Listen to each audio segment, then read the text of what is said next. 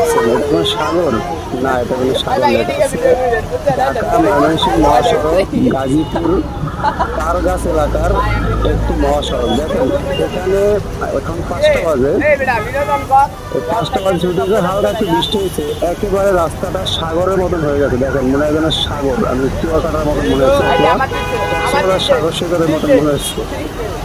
5টা বাজে ছুটি হয়েছে, প্রত্যেকটা মামুনরা যারা ছুটি হয়েছে গার্মেন্টস থেকে তারা দেখেন কিভাবে একেবারে ব্রিজে হাঁটু পর্যন্ত পানি হয়ে যাচ্ছে এখানে। আর রাস্তার সাইড থেকে তো গাড়িগুলো যাইতেই পারতেছে না। এই এলাকাটা একটু বৃষ্টি হলেই এভাবে পানিতে তলায় যায়।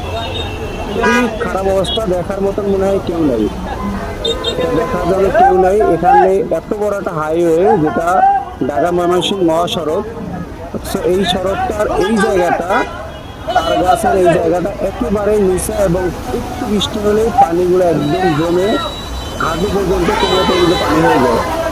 সামান্য একটু বৃষ্টিতে দেখেন কি একটা অবস্থা হয়েছে, পরিস্থিতিটা খুব খারাপ। সকলে ভিডিওটা শেয়ার করবেন, চ্যানেলটিকে সাবস্ক্রাইব করে আমার সাথে থাকবেন এবং আমাকে ফলো দিবেন। এটা হচ্ছে গিয়া গাজীপুর তারগাছ তাহিরুন্নেসা মেডিকেলের সামনের দৃশ্য।